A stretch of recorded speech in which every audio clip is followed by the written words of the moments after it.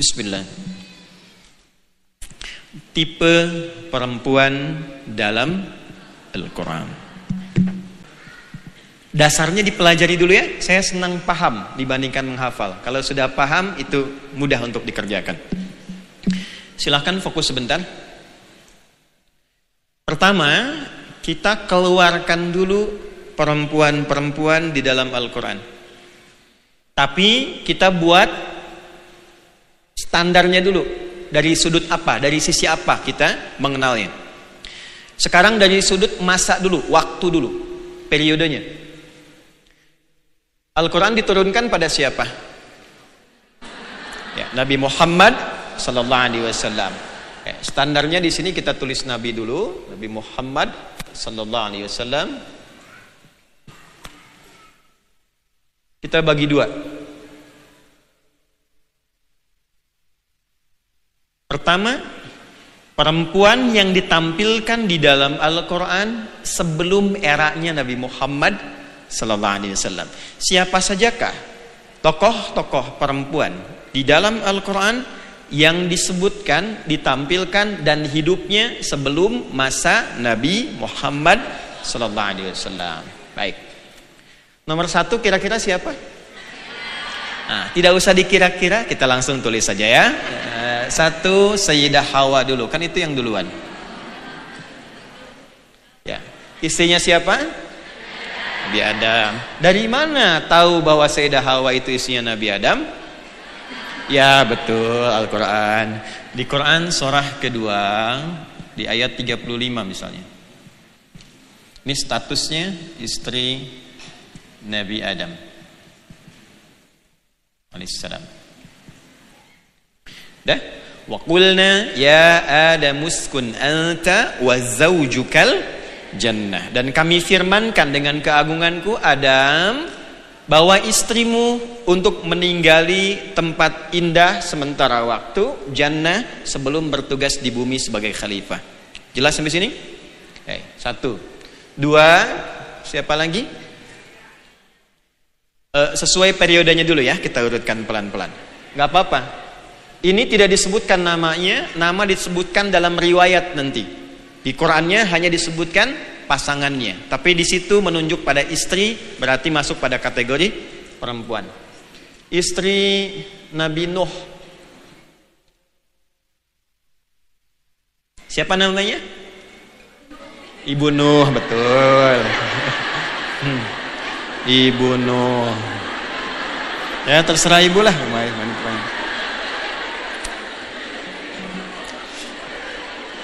Tolong panitia catat ya. Sekali lagi ada yang begitu saya pulang nih. Gak apa-apa, bagus. Oke. Gabungkanlah dengan yang ketiga, istri Nabi Lut. Ya. Ibu? Ya, terserah. Ya. Ada yang menyebutnya yang satu Wa'ilah, yang kedua Wahilah. Ya, tapi itu riwayat. Nanti ada kaidah di dalam tafsir, jika tidak disebutkan namanya secara jelas dan lengkap, ini menunjukkan bahwa karakter, sifat dan keadaan yang berlaku pada perempuan itu akan terjadi lagi di masa depan dengan tokoh yang berbeda, dengan waktu yang tidak sama. Tapi kalau disebutkan namanya jelas dengan keturunannya, ini menunjukkan peristiwa yang dialami oleh tokoh itu hanya akan terjadi pada beliau dan tidak akan pernah dialami oleh siapapun yang hidup lagi di muka bumi. Jelas?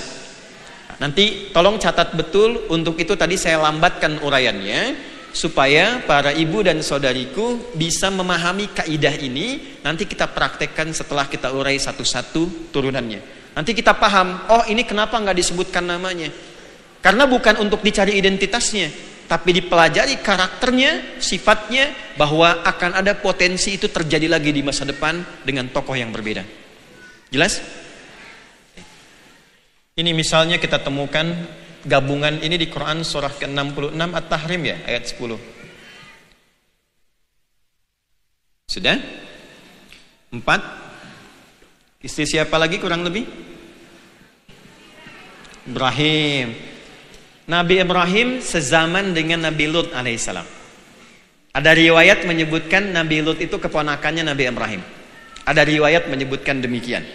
Karena itu nanti ketika malaikat mengabarkan Nabi Ibrahim akan punya keturunan dari Sayyidah Sarah alaihissalam, maka setelah itu dikabarkan akan pergi ke tempatnya Lut untuk menghukum umatnya Lut yang sudah meminta azab. Jelas? Itu nanti diantaranya ditemukan di Al-Quran surah ke-51 Adz-Dzariyat dari ayat 29, 30 untuk istrinya ini, 31-nya masuk ke Nabi Lutnya.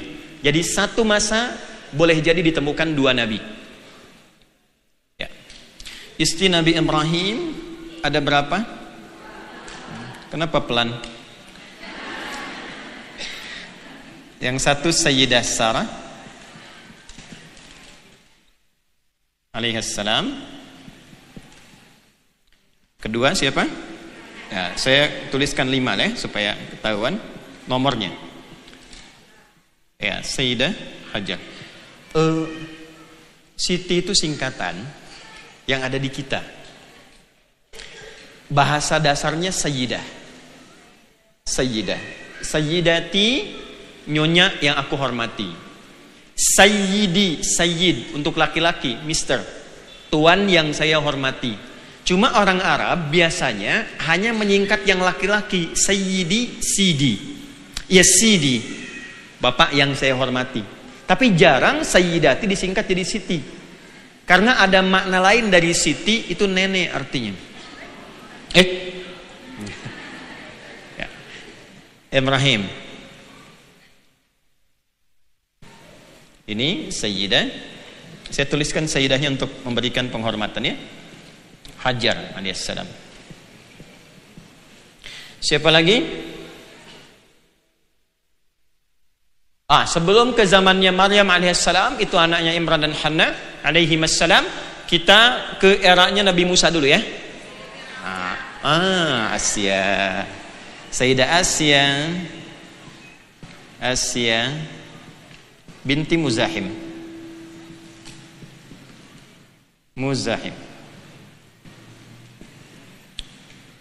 Ini dalam riwayat sebutkan istrinya siapa? Firaun. Maaf, ini saya kotaki ya. Saya tutup supaya nggak lepas. Kenapa dituliskan Firaunnya? Nanti untuk menunjukkan hal pentingnya. Tuh, saking pentingnya ini suara mic pun berubah tuh ya. Kalau sudah pas, sudah tes bismillah, sudah pas, jangan dirubah lagi ya. Kadang sengaja saya dekatkan, saya jauhkan untuk mengatur volume suara saja. Kemudian ada siapa lagi di era ini? Ibunya Nabi Musa. Oh, nggak pakai oh. Ibunya Musa alaihissalam. Ya kan? Melahirkan, melepas ke sungai Nil. Nanti ayatnya kita akan temukan, ya. Ada siapa lagi? Ya, saudarinya Musa alaihissalam. Surat Toha nanti ditemukan. Saudarinya Musa alaihissalam. Ada siapa lagi? 2 orang perempuan yang lagi kesulitan mau ngambil air, kemudian ditolong oleh Musa alaihissalam. Anaknya siapa itu? Anaknya siapa? Nabi Syuaib alaihissalam, betul. 2 orang perempuan anaknya Nabi Syuaib. Nabi Syuaib alaihissalam di Madian. Baru lewat Musa, kemudian 10 siapa? Sebelum masuk ke Maryam terus. Siapa? Istri bangsawan Mesir, betul. Imra'atul Aziz, surat Yusuf. Istri bangsawan Mesir. Diisukan namanya Zulaikha, itu pernah dengar ya? Tapi saya kurang sepakat dengan penamaan itu. Bangsawan Mesir, walaupun ada riwayat. 11. Ratu Balqis, betul. Kalau nggak ada hadiahnya cepet Ibu. Surat Saba 12. Istrinya Imran, ibunya Maryam dulu. Maryam lahir dari mana kan? Ibunya Maryam, istrinya Imran. Istri Imran alaihissalam. Nanti ini ada di Quran surah 3 Ali Imran di ayat ke-35. Siapa lagi? Istrinya Nabi Zakaria dulu. Istri Nabi Zakaria, ibunya Nabi Soleh. Ibunya Nabi Soleh, ibunya Nabi Soleh. Setelah itu siapa? Baru Maryam, Bu. Maryam alaihissalam. 15 siapa lagi? Sayyidah Aisyah radhiyallahu taala anha. Sayyidah Aisyah radhiyallahu taala anha. Di surat An-Nur nanti. 16 siapa lagi? Sayyidah Hafsah. Sayyidah Khadijah enggak disebut, nanti ada dalam hadis. Sayyidah Hafsah. Putrinya siapa? Umar bin Khattab radhiyallahu taala anhu. 17 siapa lagi? Sayyidah Zainab. Di surat Al-Ahzab nanti. Zainab radhiyallahu taala anhu. Siapa lagi? Fatimah enggak disebut, enggak usah ngarang. Ada seorang perempuan yang mengadukan tentang suaminya. Ketika diadukan langsung turun surah di ayat pembukanya, langsung mengarahkan Nabi menyelesaikan kasusnya. Seorang perempuan pengadu, dalam bahasa Arab disebut mujadilah. Peraduannya mujadalah. Boleh diikuti dulu? Allahumma sayyiban nafi'an.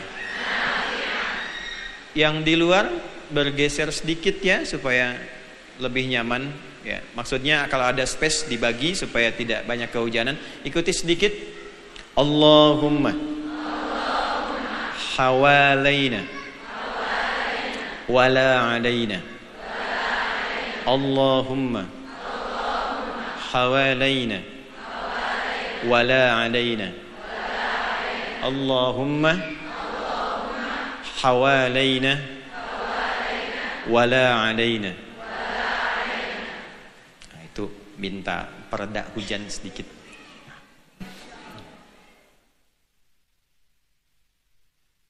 Delapan belas.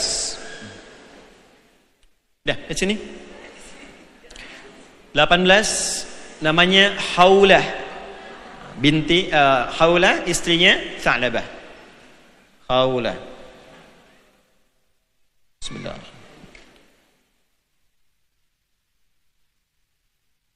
Satu lagi?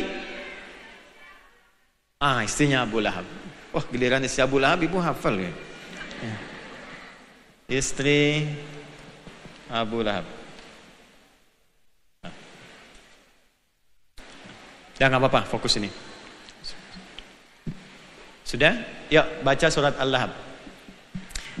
A'udzu billahi minasy syaithanir rajim. Bismillahirrahmanirrahim. Tabbat yada abi lahabin wa tab. ما أغنى عنه ماله وما كسب سيصلى نارا ذات لهب وامرأته حمالة الحطب في جيدها حبل من مسد. Nanti saya kasih tahu di akhir aja ya sanad riwayatnya. Ini ada 19 kurang lebih. Ya. Kurang lebih 19. Sudah? Kalau ibu fokus Sebetulnya ada bagian yang belum kita ulas, tapi sudah saya masukkan. Masih ingat gak? Tadi kan saya bagi dua, sebelum era Nabi dengan saat Nabi Muhammad. Nah 19 ini kita bagi dua karena disebutkan yang hidup di era Nabi Muhammad sallallahu alaihi wasallam. Siapa saja? Sayyidah Aisyah 1, Sayyidah Hafsah 2, Zainab 3, 4, Khawla 5, Istri Abu Lahab. Jadi dari 19 ini kalau kita bagi dua, 5 yang disebutkan di era Nabi Muhammad sallallahu alaihi wasallam, 14 yang disebutkan sebelum era Nabi Muhammad sallallahu alaihi wasallam. Jelas sampai sini? Oke. Pelan-pelan dulu. Jadi kalau saya tanya begini, di dalam Al-Quran ada disebutkan perempuan, berapa jumlahnya?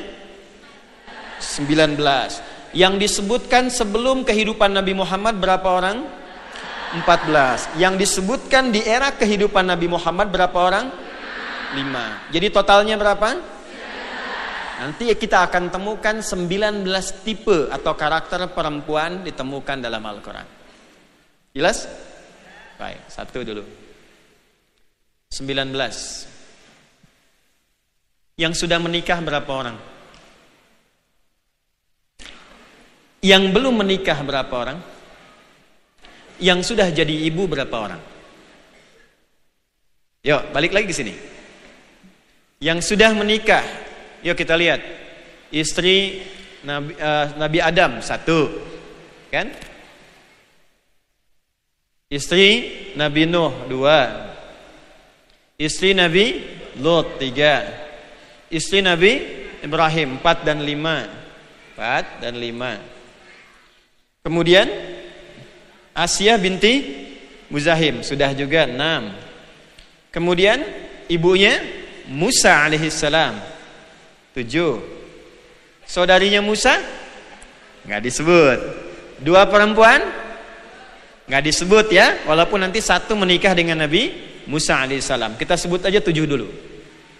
Selanjutnya istri bangsawan Mesir 8. Ratu Bilqis tidak disebutkan menikahnya.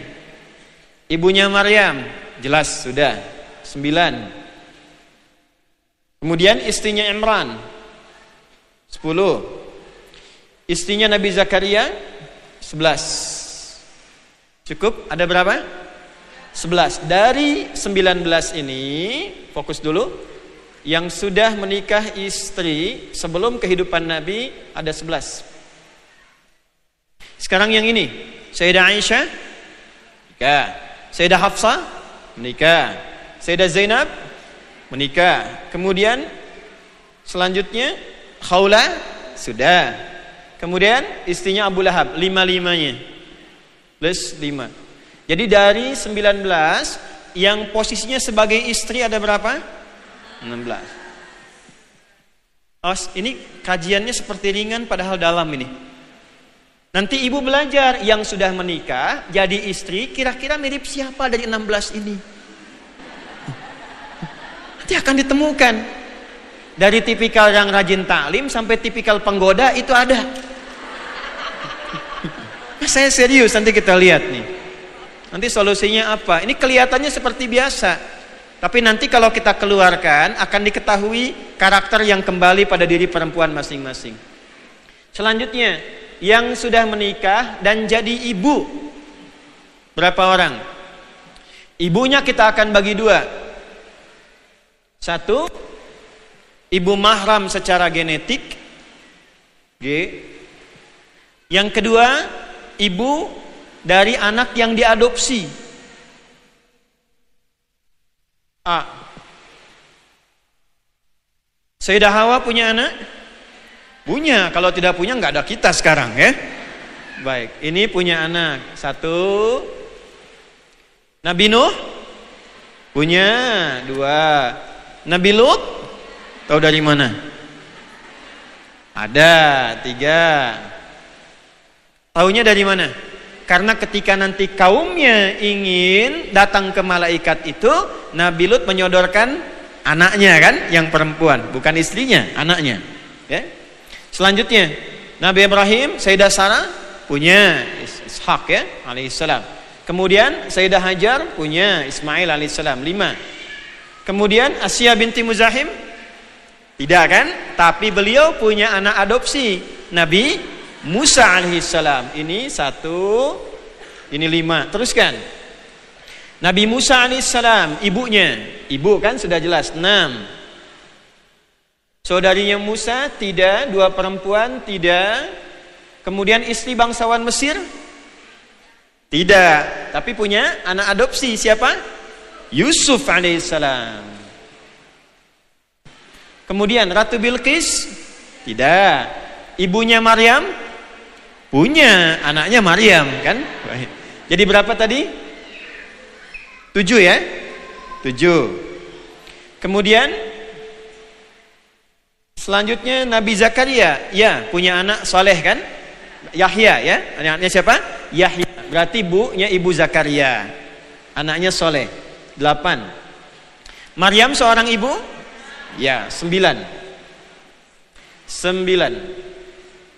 Sayyidah Aisyah, Nabi punya keturunan dari beliau? Tidak. Sayyidah Hafsah? Tidak. Sayyidah Zainab? Teruskan. Selanjutnya Khawlah, tidak disebutkan keturunannya. Kemudian Abu Lahab, tidak disebutkan keturunannya. Baik ya, kita turunkan saja. Berarti yang ibu ini ada 9, yang ibu adopsi ada berapa? Dari anak angkatnya 2. Dah. Istri 16, ibu ada 9 karakter. Oke, yang terakhir yang single, yang belum menikah, yang tidak disebutkan pernikahannya. Saudari Musa 1, 2 perempuan.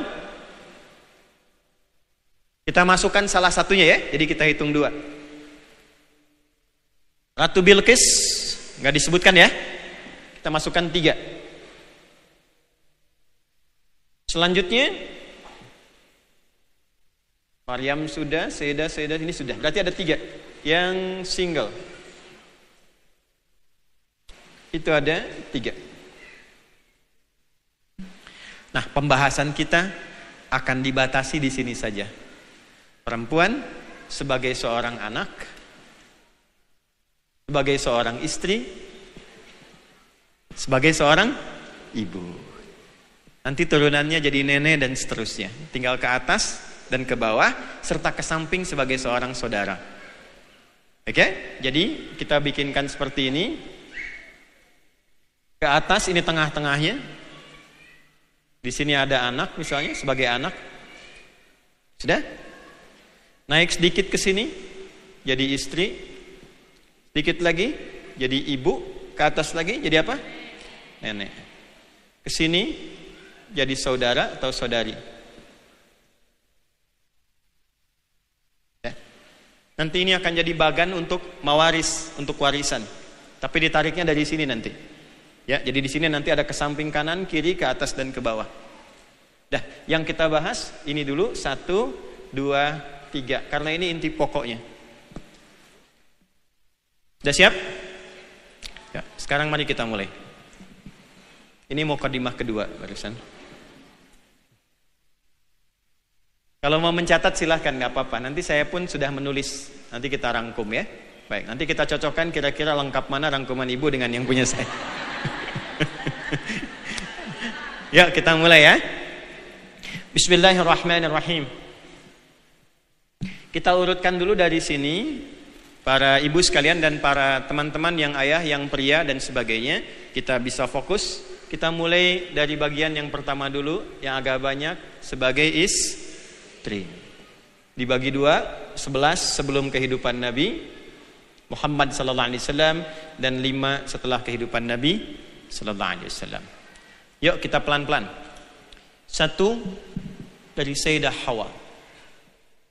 Apa tipe pertama yang kita bisa pelajari dari Sayyidah Hawa alaihi salam? Para ibu sekalian salihah insyaallah, saudariku, Nama Hawa, seperti saya sampaikan di awal tadi, tidak disebutkan secara langsung dalam Al-Quran. Tapi nanti keterangan riwayat yang menafsirkan itu menyebutkan namanya. Di tafsir ditemukan kata Hawa berdasar riwayat. Tapi di Al-Quran ditampilkan karakternya dan posisinya saja. Nah, kembalikan ke rumus tadi. Kalau disebutkan hanya posisinya, karakternya, sifatnya, bukan nama lengkapnya, artinya ada hal penting di balik karakter dan sifat yang disebutkan itu yang akan dialami oleh perempuan di masa datang, siapapun perempuannya dan dimanapun, kapanpun ia hidup. Paham sampai sini? Baik, kalau sudah paham kaidahnya, kita keluarkan ayatnya. Quran surah kedua ayat 35. Ini ayat pertama yang menyebutkan tentang sifat istri. Saya ulangi ya, sifat istri yang tertuang di dalam Al-Quran. Ya alhamdulillah. Wa qulna, dan demi keagunganku. Kalimat ini mungkin saya hadapkan pada para suami ya, para pria. Bagaimana memosisikan istri dan nanti apa yang harus dibanggakan oleh istri sebagai seorang perempuan dengan keagungan yang Allah tampilkan ini. Wa qulna, kalau Anda lihat terjemah, di situ diartikan dan kami katakan. Jelas? Di dalam bahasa Arab, qulna itu dari kata qala ketemu nahnu. Qala ketemu nahnu. Disatukan, ini jadi kul. Ini diambil naknya dipanjangkan. Nah, kalau menunjuk pada makhluk, laki-laki, perempuan, kita manusia, maka nahnu itu bentuknya jamak, menunjuk banyak. Tapi kalau ditunjukkan kepada Allah, ini bukan menunjukkan bentuk bilangan banyak, tapi menunjuk makna keagungan zat Allah untuk menunjuk pada kejadian atau keterangan yang sangat agung dan istimewa. Bahasa Arabnya ta'zimun nafsi li ta'zimi sya'ni, menghadirkan keagungan Allah untuk menunjukkan informasi atau peristiwa yang sangat istimewa yang beda dengan peristiwa biasa. Contoh, inna pendek ketemu nahnu. Inna artinya peristiwanya istimewa, informasinya istimewa. Ketika Al-Quran turun, malamnya disebut malam apa? Malam Al-Qadar. Jangan pakai Lailah lagi ya. Lailah itu malam ya, lail itu malam. Kalau pakai tak di ujungnya, ada istimewa di malam itu. Jadi ada lail saja, ada lailah. Kalau lail saja artinya malam, jamaknya layali. Al-lail malam, layali malam, bentuknya jamak, 2 malam, 3 malam, 4 malam ya. Lela, lili, lala itu turunannya. Ibu Leli, ibu malam-malam. Kalau ada yang istimewa di satu malam, maka tambahkan tak di ujungnya. Dari lail jadi lailah. Jelas? Inna anzalnahu fi lailah. Kenapa pakai tak lailah? Karena ada yang istimewa di malam itu, nggak sama dengan yang lainnya. Itulah sebabnya kenapa menggunakan bentuk panjang. Menerjemahkannya begini: tanamkan pada hatimu yang paling dalam, aku tegaskan dengan keagunganku, ada yang istimewa di malam ini yang tak sama dengan malam lainnya. Yang kalau engkau ibadah di malam itu, nilainya lebih dari 1000 bulan. Nah, dengan cara yang sama, perhatikan kalimatnya, waqulna, dan dengan keagunganku. Aku perintahkan dengan keagunganku ini pada sesuatu yang istimewa untuk Adam. Siapa yang istimewa itu? Ya Adam uskun anta wa zaujuka. Adam, ajak istrimu. Jadi satu-satunya kitab suci di muka bumi yang mengangkat derajat seorang istri sebagai yang istimewa di hadapan Allah itu cuma Al-Quran. Jadi maksud saya, ketika ibu, Anda perempuan, menjadi seorang istri, itu bukan sekedar menikah begitu saja, tidak. Itu istimewa di hadapan Allah. Itu mahal, Bu. Karena itu kalimat akadnya mesti menggunakan lafaz Allah.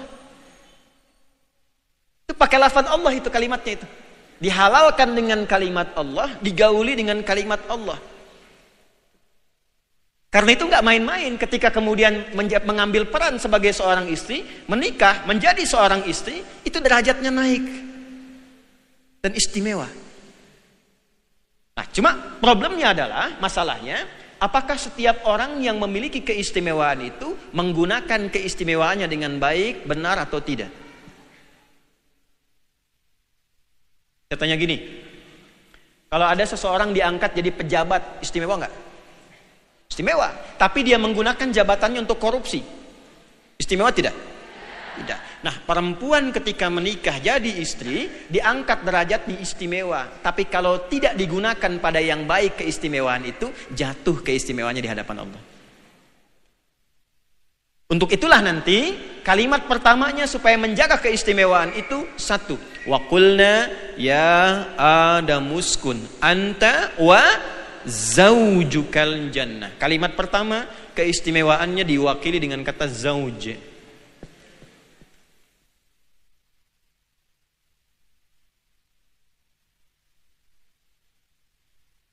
Tahu artinya zauj? Istri. Baik. Apa itu istri? Zauj.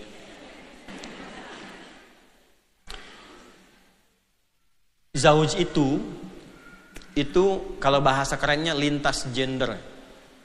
Tidak ada nyebut laki-laki atau perempuan. Zauj itu asalnya pasangan yang saling melengkapi. Asalnya. Kalau ingin dibedakan, laki-lakinya zauj, perempuannya tinggal pakai tak, zaujah. Kalau ada zaujah, itu baru menunjuk kepada perempuannya. Zaujati, istriku, pasanganku, yang melengkapi hidupku. Tinggal tambah tak, muslim, laki-laki, perempuannya muslimah. Mukmin, laki-laki, perempuannya mukminah. Soim, laki-laki, perempuannya dapat ya.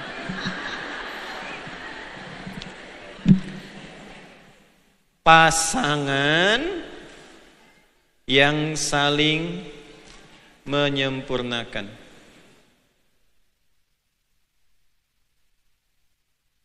Ya. Nah, pelan-pelan dulu ya. Pelan-pelan, sebentar. Ibu lihat sini. Nah, teman-teman bisa dilihat ya. Saudariku lihat. Ini tangan apa? Ibu nggak usah dadah, cuma nunjukkan tangan apa. Tangan kanan ya. Yang ini tangan. Baik. Jumlah jarinya kanan kiri sama enggak? Sama ya. Ukurannya sama enggak? Ya, baik ya. Normalnya, standarnya sama ya. Baik. Sekarang pelan-pelan. Kanan dan kiri, walaupun terlihat sama jumlah keadaannya, fungsinya sama enggak? Baik. Kanan dengan kiri saling melengkapi tidak? Berarti ini pasangannya disebut zauj namanya. Jelas? Nah, orang Arab itu kalau menyebut misalnya tangan ada ya zauj. Tangan saya dua saling melengkapi. Kaki kanan, kaki kiri. Secara bentuk sama enggak? Baik. Mohon maaf, jumlah jarinya sama? Sama. Fungsinya sama. Tapi walaupun fungsinya sama menopang tubuh, dua-duanya punya perbedaan kan? Yang khas kan? Buktinya apa? Sendalnya kan nggak sama. Ya? Kanan dan kiri beda kan? Coba ibu pakai kiri di kanan, kanan di kiri. Baik. Dan yang paling utama, dia harus saling melengkapi kan? Melengkapi itu kan nggak harus sama-sama. Dia tahu fungsinya. Ketika yang kanan ke depan, yang kiri harus di belakang. Ketika yang kiri ke depan, yang kanan harus di belakang. Kalau dipaksakan, susah. Jelas? Tapi poinnya adalah, melengkapi artinya ada yang tidak sama. Melengkapi artinya ada yang kurang lengkap. Jadi, ketika seseorang kemudian menyatu dalam hubungan suami dan istri, masing-masing membawa kelengkapan sekaligus kekurangan. Jadi ketika dipasangkan dengan pasangannya yang pria dengan yang perempuan, sesungguhnya bukan sekedar menyatukan dengan kata-kata yang disebut nikah, bukan. Nah, ini yang disebut dengan jodoh yang sejati. Kekurangan yang di pihak pria dilengkapilah oleh kelebihan, kelengkapan yang ada di pihak perempuan ini. Jadi yang diistimewakan di perempuan itu, apa yang diistimewakannya? Adalah keistimewaan yang dia bawa untuk melengkapi kekurangan yang ada pada pasangannya. Itu yang pertama. Nah, karena yang ditampilkan kelebihannya di Quran, bukan kekurangannya, yang dibawa apa? Yang dibawa ke rumah tangga kalau sudah menikah, ya, gali kelengkapan itu, bukan menggali kekurangannya. Jadi kalau rumah tangga menggali kekurangan pasangannya, itu pasti akan menuju kegagalan. Karena ketika disatukan oleh Allah itu, yang diangkat itu kelebihannya, bukan kekurangannya, Bu.